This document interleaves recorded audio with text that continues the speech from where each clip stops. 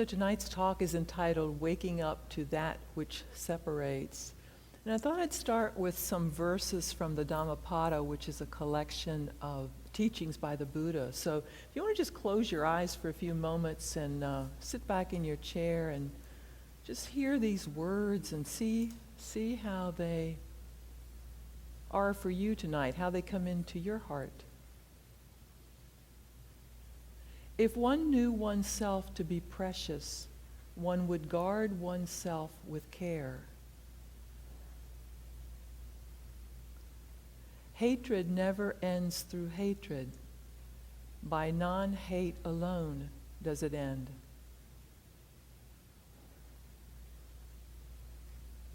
Better than 100 years lived with an unsettled mind, devoid of insight, is one day lived with insight and absorbed meditation.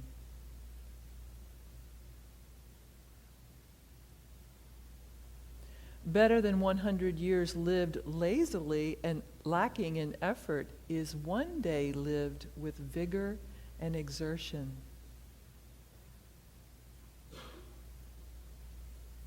Better than 100 years lived without seeing the arising and passing of things is one day lived seeing their arising and passing.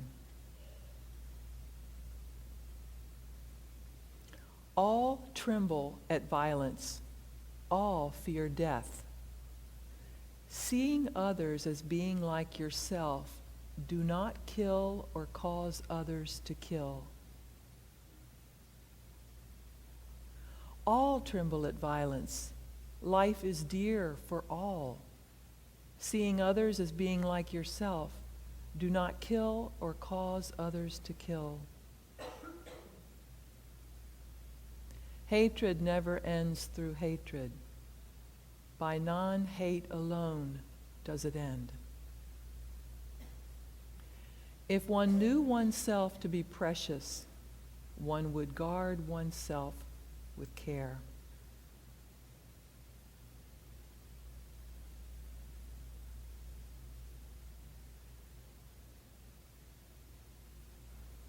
So, waking up to that which separates. The poet Rumi says that your task is not to seek for love, but merely to seek and find all the barriers within yourself that you have built against it. So sometimes this work is about seeing the almost invisible barriers within ourselves that separate us internally from ourselves and externally from the rest of the world, from each other. And a week from tonight, next Tuesday, 5 members of IMCC's Committee for Bridging Separation are going to continue the conversation that I'm going to start tonight. So they're going to be looking at feelings that arise when we turn towards the deeply entrenched impact that racism has in our personal lives and in the world, and how our practice informs and supports our community, our Sangha, in trying to understand, to confront, and dismantle racism inside our hearts and in the world. So, making a request of you at this moment, and that is, as you listen to tonight's talk and next week, the invitation is just to listen mindfully, which is what we try to do at all times. But we might want to just notice what sensations come up, what thoughts arise, what mind states come up in response to what we're hearing. And it's possible that you may find yourself puzzled or confused or doubtful or uncomfortable. That's okay. Welcome that as well. Our practice is to turn towards tightening, turn towards loosening. Notice when we're turning towards or turning away from, or any obliviousness to what's being said.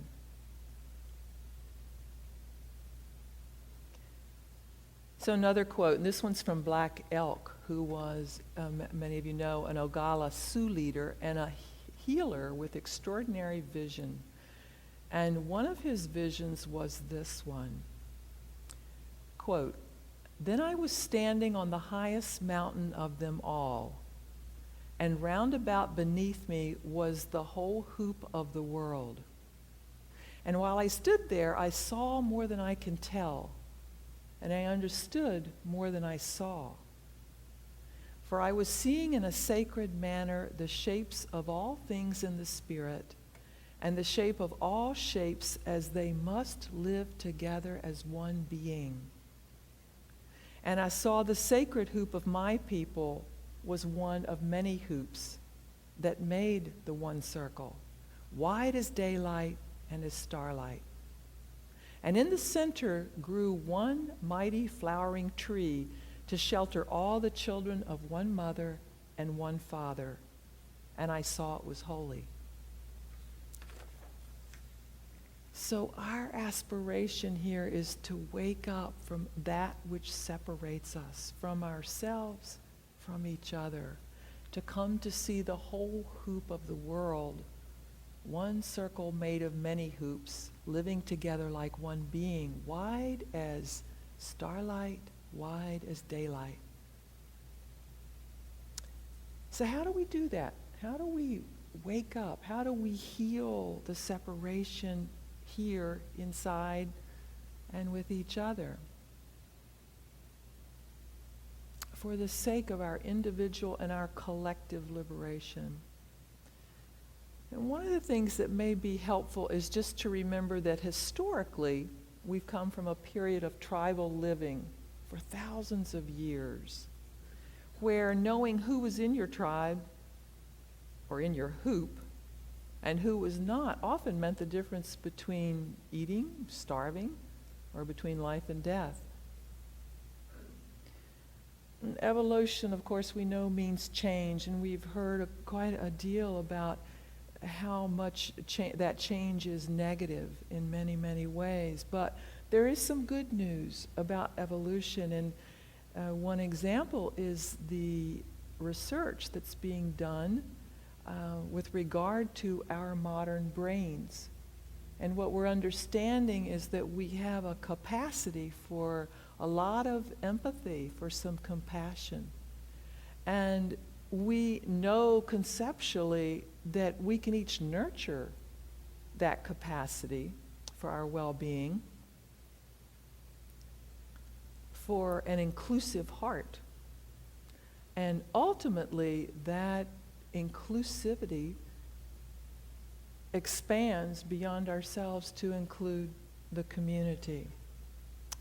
And recently, as most of you know, there's some signs of this growing inclusive heart in this country. Our interrelatedness has been made a little bit more visible, as in the Supreme Court's ruling on June 25th, that the Constitution guarantees a right to same-sex marriage. And Justice Kennedy explained this idea of growing inclusiveness. And listen to some of the language that he's using. This is one of the things he wrote. Extending the right to marry protects families. Without the recognition, stability, and predictability that marriage offers, children suffer the stigma of knowing their families are somehow lesser. Changed understandings of marriage are characteristic of a nation where new dimensions of freedom become apparent to a new generation. The limitation of marriage to opposite-sex couples may long have seemed natural and just, but its inconsistency with the central meaning of the fundamental right to marry is now manifest. With that knowledge must come the recognition that laws excluding same-sex couples from the marriage right impose stigma and injury of the kind prohibited by our basic charter. And I have to say, the first time I read that, I read it as the marriage rite imposed stigma and injury of the kind prohibited by our basic character. So, what if we were to expand this central meaning that addresses a specific rite in this case, but what if we were to expand it to include anything which imposes stigma, which imposes injury? What if our changed understanding of new dimensions of freedom included all which separates? What if all which separates were now manifest? So with these questions in mind, I took the liberty of rewriting and expanding on Justice Kennedy's statement, and this is what I came up with. With insight must come the recognition that any view that separates or excludes imposes stigma, injury, and harm. Such a view diminishes personhood and prohibits freedom. Those who are wide awake, who know the Dharma, are mindful of Buddha nature in all beings, are mindful of Sangha and of community. They delight in harmlessness, and they know the extent of freedom in all dimensions.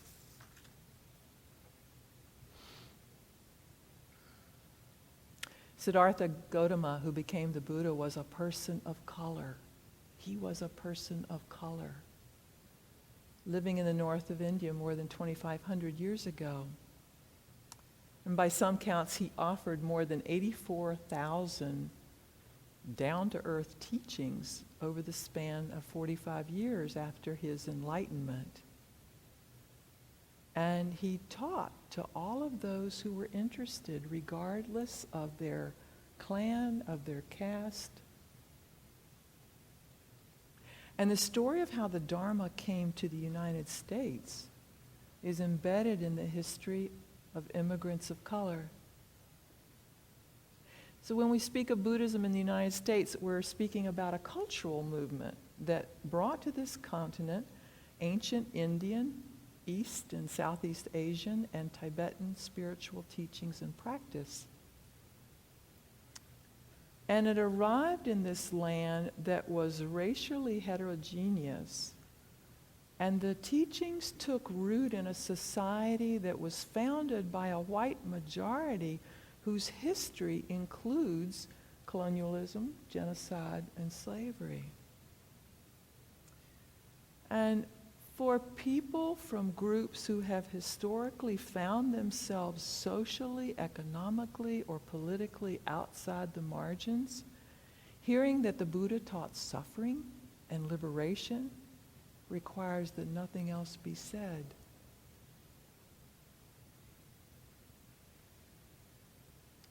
On the night that 9 black women and men were killed in Charleston, Tara Brach was giving a talk in Washington, and she spoke eloquently of beloved community. And I thank her because I'm going to use some of her ideas from that Dharma talk that she gave tonight. She talked about the need for us to get our relatedness, to see that there's radiance within each of us, and that no freedom is possible unless we understand that relatedness, that sense of no separation, and that web of belonging.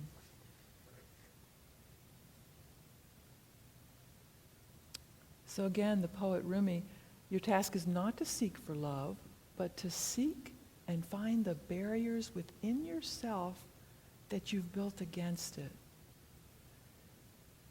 So we each have this individual and collective conditioning that has raised barriers against seeing our relatedness, seeing that web of belonging. We grow up with stories, with experiences that shape us, that we embody, that we adopt as truth, We hold viewpoints. We say, this is how it is. This is how my parents have seen it. This is how I see it. This is how my culture sees it.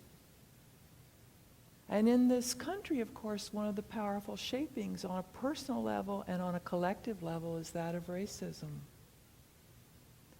For each of us, there's a lived experience. And there's a challenge, and there's reactivity. And it can keep us separate, divided by our ignorance and by our fear from ourselves and our own hearts, and divided by others by a sense, again, of fear and separateness.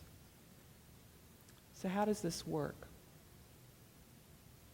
If we look at the sense of separateness from a biological perspective, we see that every living organism has a strong sense of separation. There's a survival need to take care of yourself, to take care of and advance the self. So we create some identities for this. We say, I'm like this, and furthermore, I'm part of this tribe, and we are, fill in the blank, and we think, fill in the blank, and we believe, fill in the blank. So we create these enclosures, these identities that separate and that have a very limited linking to anyone else. And the enclosures sharply define often who's in the tribe and who's not.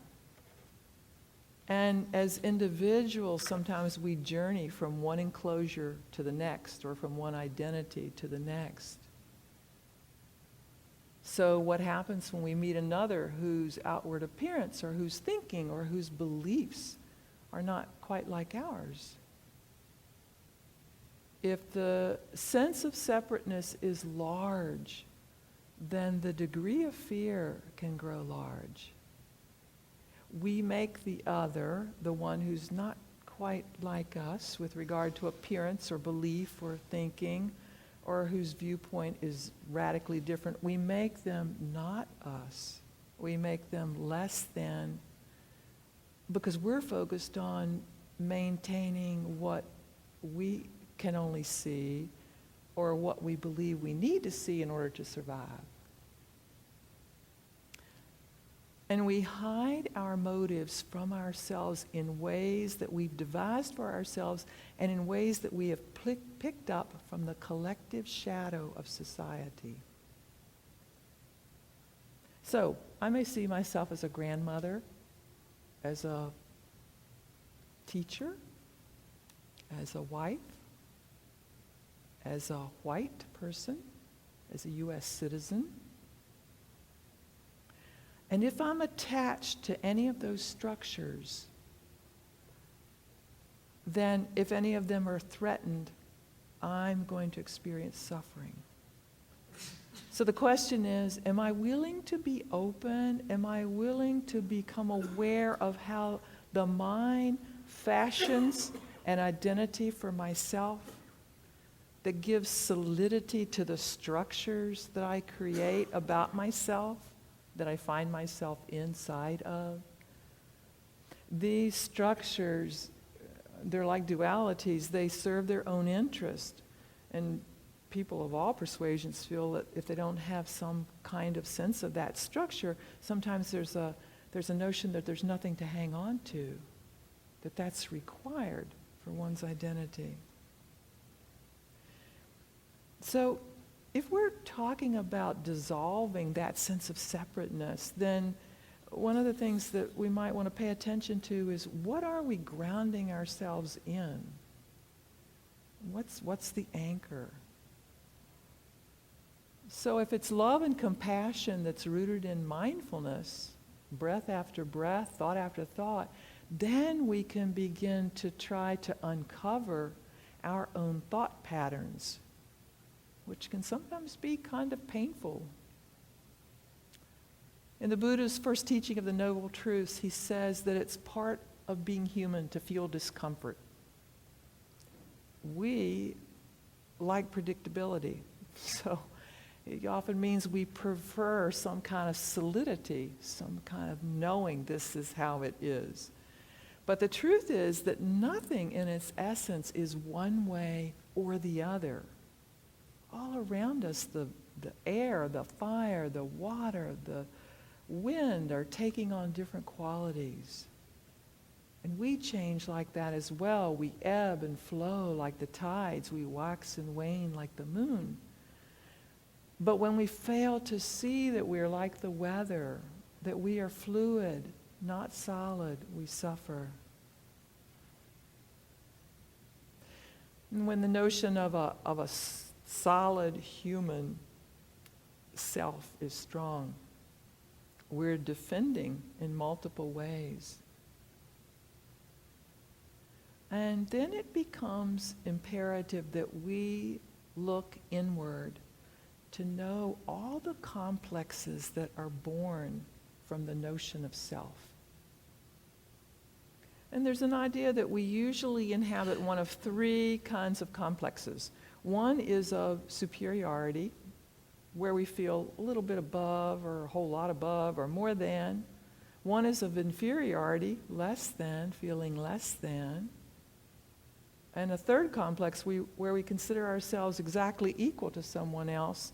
But even here there's a separation in the comparing of this self to the other self, to another self. And maybe you've inhabited all of those complexes today in one shape or form. We hide our own motives from ourselves in ways that we've devised for ourselves and in ways that we have picked up from the collective shadow of our society. And whatever is hidden, is not seen, will control and limit us. So my own history is that growing up in the white majority over in the Shenandoah Valley, here in Virginia, in the last century, I too did not fully see. I picked up the ways, I swam in the waters of the collective shadow of racism of the white majority. And like many in the 60s and 70s, I thought I had some idea about freedom, about choice, about liberation. And like many, I railed against certain societal norms, and I supported the civil rights movement, and I opposed the war in Vietnam. But I didn't see, not clearly. I wasn't awake. Both of my grandfathers were ministers in the Church of the Brethren, which is historically a pacifist church. I went against local tribal customs and all family wisdom when I married someone of a completely different religious background. And that may seem, particularly if you're a little young in here, not so big, but let me tell you, in the 60s and 70s, that was a big deal.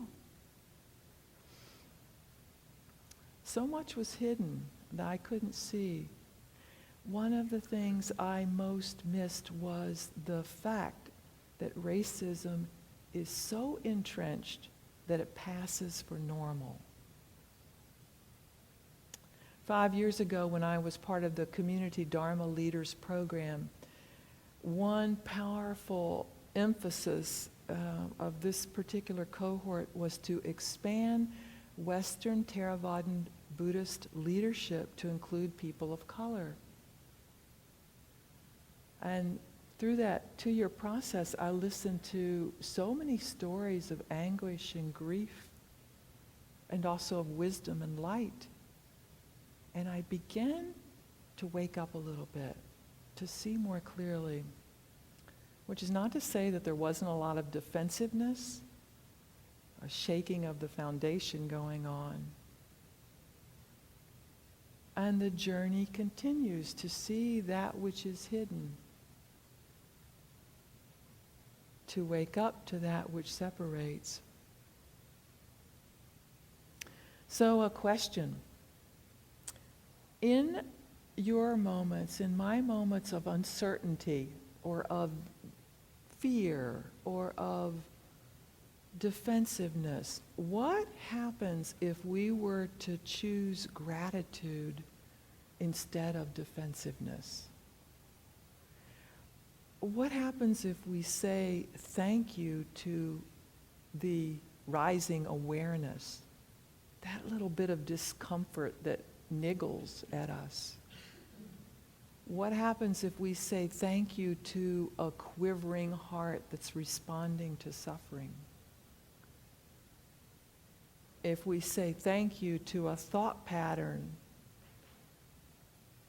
if we say thank you for being here, for shining a light in the place where some work is needed.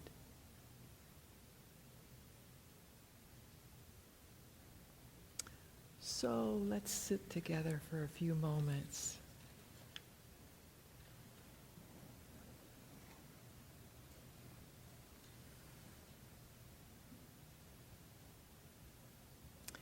Sitting in stillness means to see oneself in complete interdependence with all beings, with the rocks and the trees and the ocean and the sky and all beings.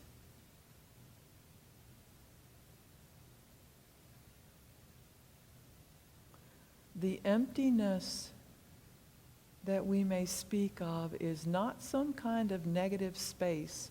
It is total interdependence. If one knew oneself to be precious, one would guard oneself with care.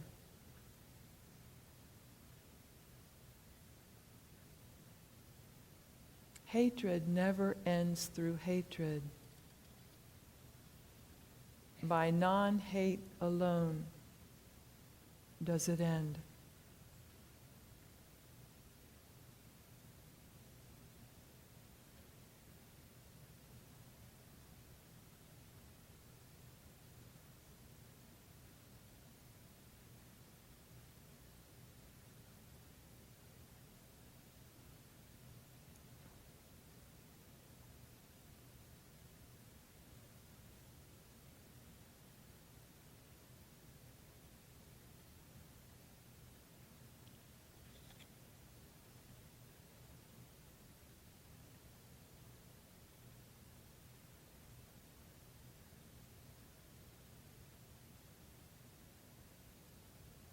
Close with these words from Thich Nhat Hanh. Do not say that I'll depart tomorrow, because even today I still arrive. Look deeply. I arrive in every second to be a bud on a spring branch, to be a tiny bird with wings still fragile, learning to sing in my new nest, to be a caterpillar in the heart of a flower, to be a jewel hiding itself in a stone. I still arrive in order to laugh and to cry, in order to fear and to hope. The rhythm of my heart is the birth and death of all that are alive. I am the mayfly metamorphosing on the surface of a river. And I am the bird which, when spring comes, arrives in time to eat the mayfly. I am the frog swimming happily in the clear pond. And I am also the grass snake who, approaching in silence, feeds itself on the frog. I am the child in Uganda, all skin and bones, my legs as thin as bamboo sticks. And I am the arms merchant selling deadly weapons to Uganda. I am the 12-year-old girl refugee on a small boat who throws herself into the ocean after being raped by a sea pirate. And I am the pirate, my heart not yet capable of seeing and loving.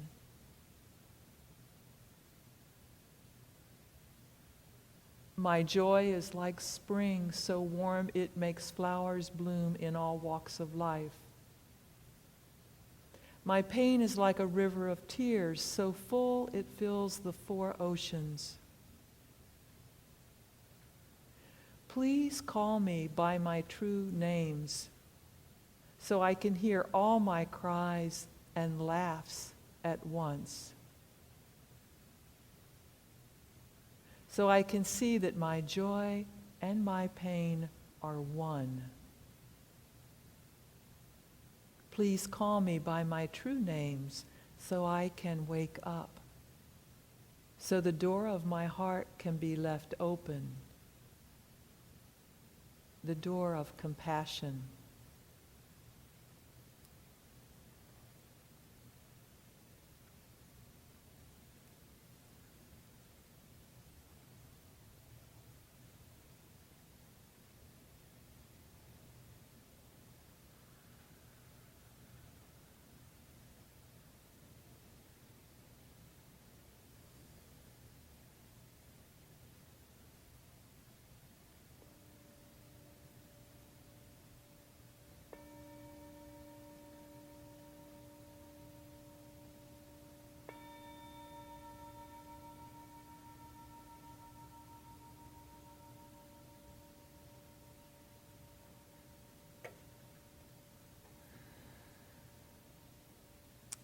Thank you for your attention and for your efforts.